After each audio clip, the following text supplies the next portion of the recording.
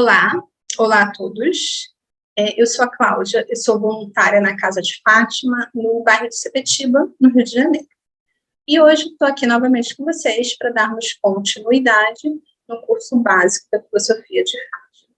Então, vamos estudar mais uma aula juntos. Vamos ver onde paramos. A lógica aristotélica.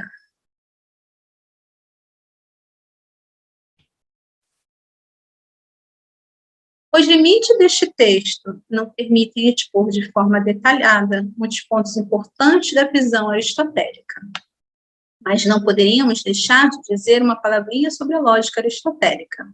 Antes de Aristóteles, não houve nenhum filósofo que se preocupasse com a formalização de regras que pudessem garantir a validade de raciocínios e argumentos. Este é propriamente o objeto da lógica. Como destaca Zingano, para Aristóteles, era mais desafiante encontrar uma forma de organizar a massa de dados do conhecimento, do que propriamente reuni-lo. Nesse sentido, Aristóteles percebeu que se fazia necessária uma classificação dos conhecimentos.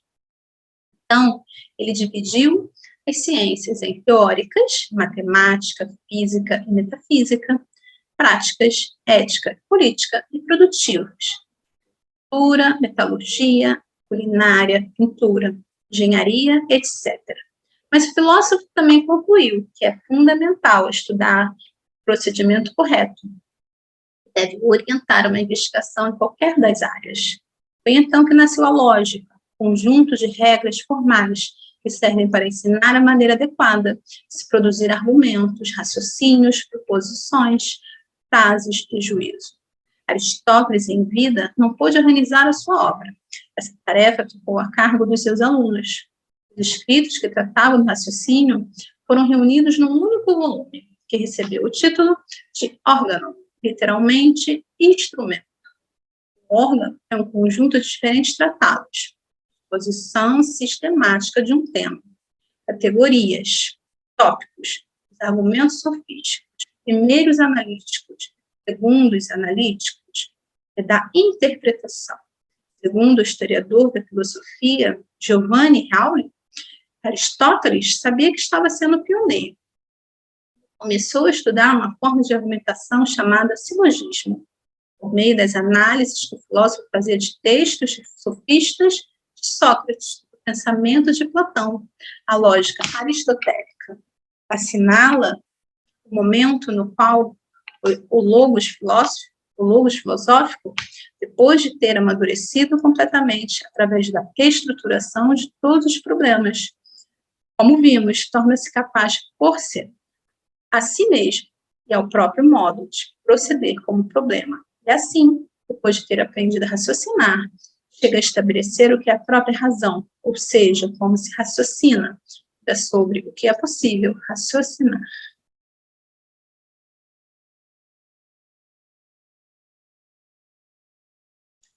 Aristóteles chegou a um ponto em que não se tratava mais de desenvolver conteúdos filosóficos, mas de examinar a forma como a razão procede. Durante séculos, a humanidade dependeu dos escritos de Aristóteles para estudar áreas tão distintas como a física e a metafísica, ao ensinar os princípios básicos do pensamento. Aristóteles forneceu à humanidade regras de argumentação que permanecem válidas ainda hoje, sobretudo em domínios como a ética e a política. Aqui temos uma proposta de pesquisa que faça uma pesquisa na internet, em sites que trazem conteúdos introdutórios de lógica. Então, para pesquisarmos um pouco mais sobre essa parte da introdução referente à lógica, encontre definições e usos em textos e exercícios dos seguintes termos. Para procurarmos, especificamente esses termos que ele nos propõe. Juízo, premissa, argumento, proposição, conclusão, sofisma e silogismo. Então, está aí uma proposta de pesquisa, aprendermos mais, ampliar o conhecimento, o aprendizado. Vamos lá. Dando continuidade, Descartes e as regras para bem conduzir a razão. Uma das obras mais fundamentais da filosofia, chama-se Discurso do Método, e traz o seguinte subtítulo: para bem conduzir a sua razão e buscar a verdade nas ciências. Será que não é pretensão demais para um texto escrito de forma autobiográfica? A trajetória do texto e o poder que exerceu sobre a tradição posterior revelam que não. O Discurso do Método é uma obra destinada, inicialmente, a servir de prefácio a 3 ensaios do filósofo e matemático Descartes: de óptica, os meteoros e a geometria. Os 2 primeiros só interessam hoje aos historiadores do pensamento cartesiano. Já o terceiro teve ampla divulgação entre os matemáticos, por razões que veremos mais tarde. Quanto ao discurso, dividido em 6 partes, apesar de Descartes dizer que seu propósito era apenas, abre aspas, mostrar de que maneira ele se esforçou para bem conduzir a sua razão. Fecha aspas. Frase devemos atribuir à modéstia de Descartes. Na verdade, a obra expõe com clareza uma série de argumentos que permitem à filosofia fundamentar todo o edifício do saber.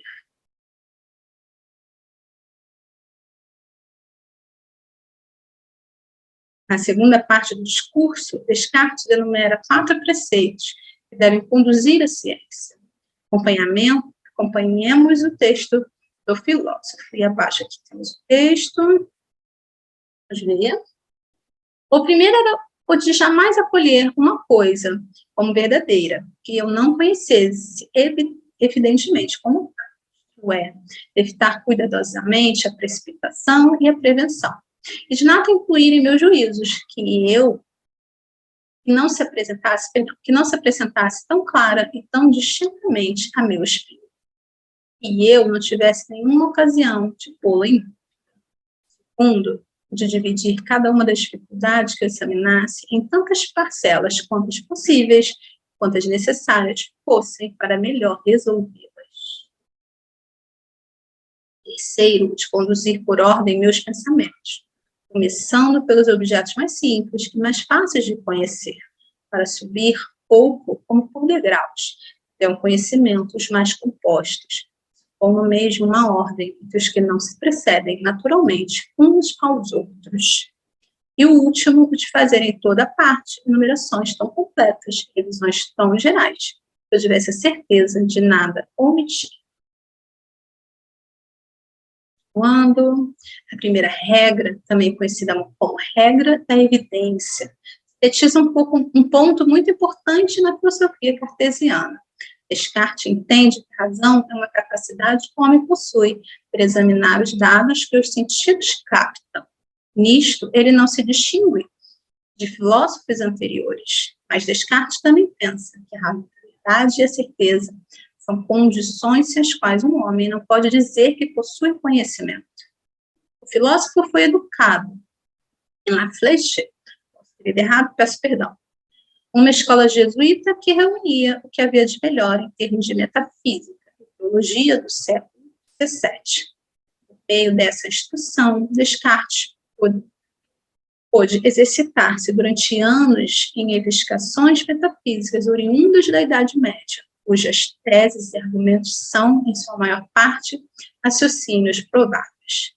Contra esse tipo de procedimento que o método cartesiano ganha força. Para Descartes, é importante rejeitar todos os juízos, demonstrações e dados que não possam ser ditos como verdadeiros e indubitáveis. Quando Descartes recomenda a certeza, ele pensa naquela luz natural que cada homem possui, permitindo-lhe intuir, no sentido preciso de ver a verdade de cada coisa. Veja como o filósofo delineia o método que orienta essa visão mental. O método consiste inteiramente em ordenar e agrupar os objetos nos quais devemos concentrar o nosso poder mental, se pretendermos descobrir alguma verdade. Seguiremos este método com exatidão se desse início reduzimos as questões complicadas e obscuras, substituindo-as, passo a passo, por outras mais simples, e depois, começando pela intuição das mais simples de todas, tentarmos conhecer todas as outras, através dos mesmos processos. Você pode aplicar esse método de estudo de qualquer coisa, mas não deixe de atentar para o seguinte: a mensagem de Descartes é que a sua razão segue um passo que vai do simples ao complexo, por meio de graus de entendimento na matéria. Além disso, o trecho acima revela que o entendimento é uma espécie de visão mental, uma intuição, termo redefinido por Descartes, cujo significado não pode ser confundido com a tradição aristotélica. Em Descartes, a intuição é uma capacidade análoga à faculdade da visão. A clareza que o entendimento busca é uma capacidade de ver mentalmente as estruturas e qualidades dos corpos existentes, do mesmo modo que a projeção de mais luz sobre um corpo permite uma visão mais detalhada e precisa desse corpo. Segundo Grange, o espírito do cartesianismo é o espírito da matemática. Medir a dificuldade do simples ao complexo, efetuar enumerações completas, é o que observa rigorosamente a geômetra, quando analisa um problema em suas incógnitas, estabelece e resolve suas equações. A originalidade de Descartes consiste em ter determinado, de forma, por assim dizer, canônica, essas regras de manipulação que somente se esboçam em seus contemporâneos na sua aplicação particular às grandezas, e a vê-las ao mesmo tempo oposto, substituído à lógica da escola, na qual vê apenas um instrumento de retórica inutilmente sofisticado. Descartes. Como se vê, o método cartesiano é uma projeção de princípios e regras que orientam o raciocínio matemático geométrico. Terceira e quarta regras, respectivamente, apenas confirmam o procedimento de resolução de problemas da geometria. As linhas e as figuras simples estão contidas nas compostas. Vale ressaltar uma característica do conhecimento de Descartes, que podemos chamar de unitário, talvez sem o saber. Descartes retoma a opinião de Platão, para quem é possível identificar uma natureza comum do conhecimento, e se põe contra Aristóteles nesse ponto, qual defendia a necessidade de distintas metodologias e perfis diferentes para cada ramo do saber. Põe uma atividade, vamos ler. Produza um texto com o seguinte tema: análise e conhecimento em Descartes. Não ultrapasse 15 linhas.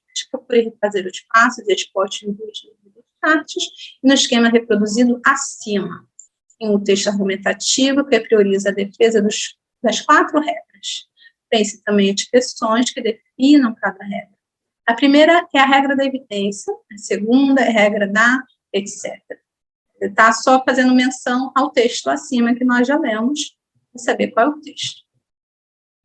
Em seguida, compare com o texto dos colegas, verificando se a turma aplicou o método cartesiano, que, como a gente sempre se refere, né, podemos fazer em grupo, né, até grupos que possam estar estudando aqui a aula, familiares, e esse exercício aqui pode ser feito em grupo.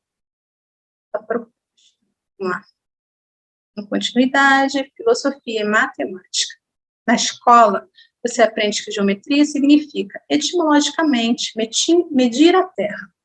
Uma definição que está na origem das noções geométricas. Quando egípcios e babilônios desenvolveram técnicas para medir a extensão de rios, terras e observar o movimento dos astros. Poucos, essa noção rudimentar foi sendo aprimorada pelas matemáticas dedutivas gregas que chegaram até Euclides. Nível de abstração bastante sofisticado. Mas é no século XVII, quando o matemático Fermat, posso ter lido errado, perdão, é do próprio Descartes, desenvolve a álgebra, que a geometria dá um passo decisivo rumo àquilo que é hoje. Os historiadores da matemática divergem sobre o fato de Descartes e Fermat terem sido os reais pioneiros da chamada geometria analítica. Certo é que na obra de geometria de 1637, a terceira parte, Descartes simplifica bastante o simbolismo usado pelas matemáticas anteriores, como atesta Granger, em que ele nos coloca como ele atesta. Para convencer-se disso, basta compará-lo com uma página da álgebra de clavos, onde nenhuma equação é completamente formulada em símbolos, onde signos cabalísticos representam as diversas potências da coisa, isto é, da incógnita. Descartes.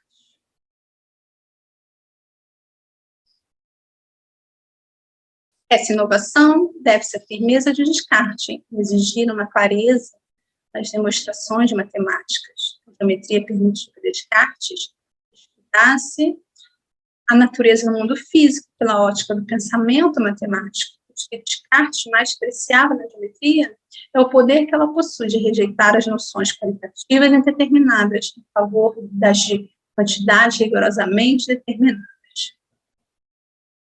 A geometria analítica. Segundo o racionalismo de Descartes, o melhor caminho para a compreensão de um problema é a ordem e clareza com que processamos nossas reflexões. O problema sempre será mais bem compreendido se o dividirmos em uma série de pequenos problemas que serão analisados isoladamente do todo, com o intuito de ilustrar o alcance do método filosófico para o raciocínio e a busca da verdade. Descartes utilizou o terceiro apêndice de sua obra para a descrição de um tratado geométrico, com os fundamentos daquilo que conhecemos hoje como geometria analítica. Em essência, a geometria analítica, pensada por Descartes, seria uma tradução das operações algébricas em linguagem geométrica, e essa nova forma de proceder segue uma enorme crença do autor no novo método como uma forma organizada e clara de resolver problemas de natureza geométrica.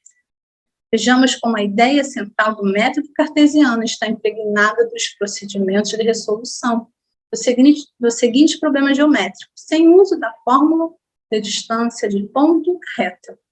Determinar a altura relativa ao vértice C do triângulo de vértices ABC. Dividiremos o problema em 5 problemas menores. Primeira etapa, determinar a equação da reta que passa pelos pontos A e B. Segunda etapa, encontrar o coeficiente angular de uma reta perpendicular à reta que passa por A e B. Terceira etapa, determinar a equação da reta que passa por C, que tem o coeficiente angular igual ao encontrado na segunda etapa. Quarta etapa, encontrar o ponto P de interseção das retas da primeira e terceira etapas. Quinta etapa, calcular a distância entre os pontos P e C, a altura do triângulo. Sem dúvida, o projeto filosófico de Descartes trouxe inegáveis contribuições para o desenvolvimento da ciência, de modo geral, e da matemática em particular. Contudo, vale ressaltar que a fragmentação do conhecimento que dele ocorre é um dos mais sérios problemas a serem enfrentados pelo homem contemporâneo. Temos uma proposta aqui no debate, demonstra a resolução do problema descrito no plano cartesiano. Qual a relação entre as regras metodológicas de Descartes e a geometria analítica? Por que Mello diz que a fragmentação do conhecimento é um problema? Presente as respostas, a turma para debate. As regras para o debate encontram-se na introdução deste livro.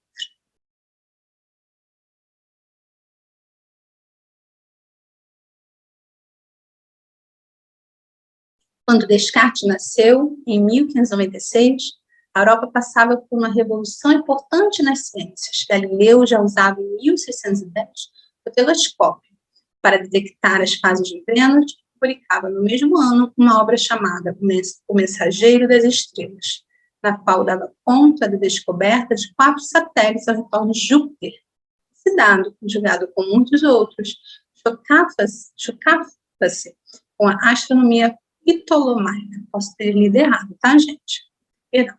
Segundo a qual todos os astros giravam em torno da Terra.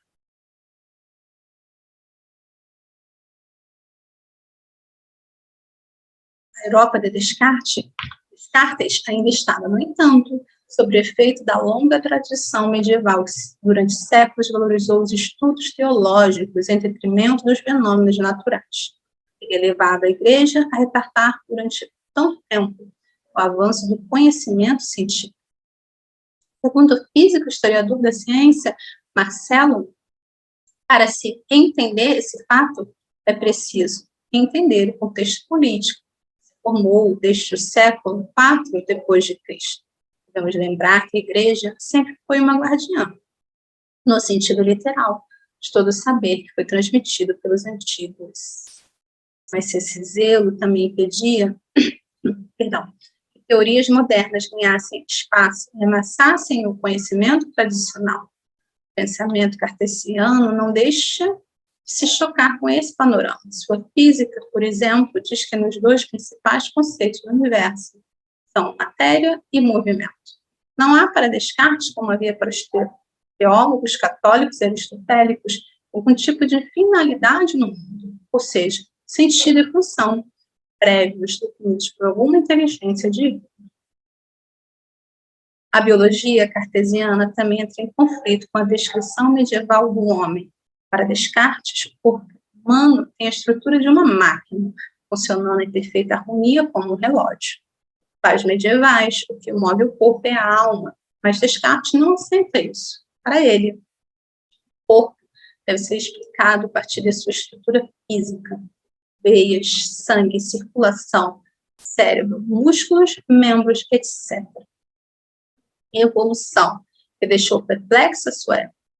O corpo em Descartes deixava de ser um receptáculo do espírito, para se tornar um mecanismo complexo ao alcance da compreensão.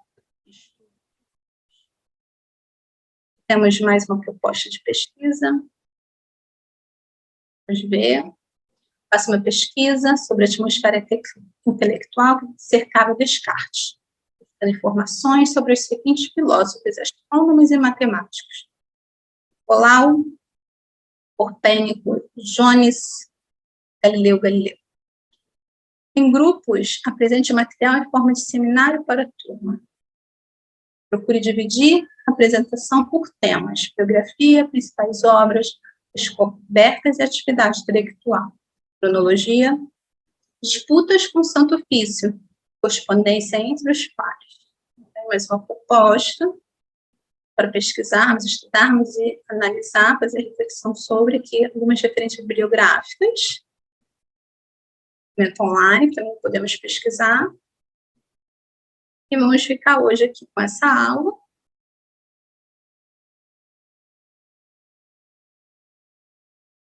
Finalizamos a aula de hoje. Agora a gente vai fazer a outra parte, que é filosofia, especificamente, que é a filosofia de Fátima. O livro, que é a filosofia de Fátima, está lá no site da Casa de Fátima. Pode ser baixado gratuitamente ou ser lido online mesmo. Vamos dar continuidade ao estudo.